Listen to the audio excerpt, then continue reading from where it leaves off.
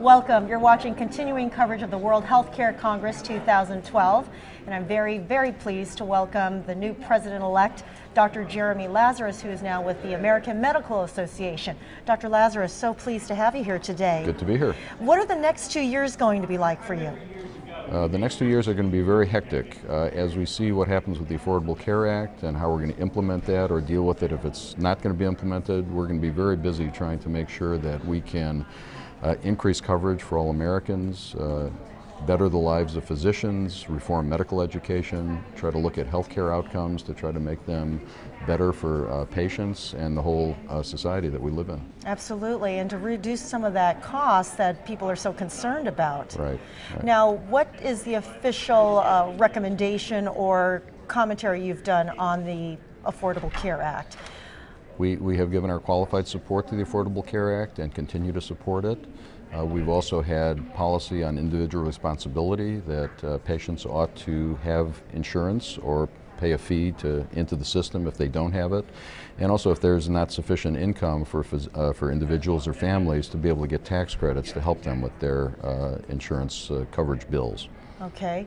Are you discouraged at all that come June all of the ideas behind the act or your recommendations may be canceled out because the Supreme Court might vote that this is unconstitutional? Not discouraged yet because we don't know what's going to happen, but a number of the insurance market reforms that are related to the individual mandate would be very difficult, if not impossible, to initiate and go forward with without the individual responsibility piece.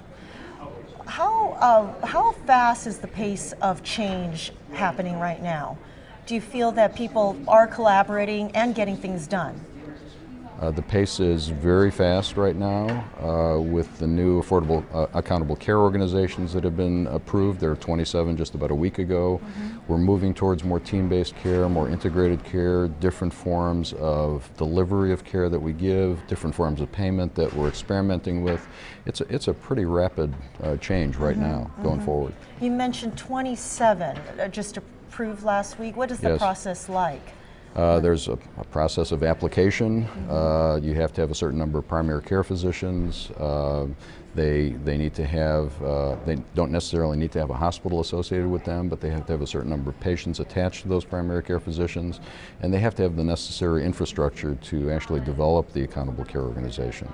And luckily, the CMS has provided about $170 million in startup costs for a range of these, and that helps to get them going.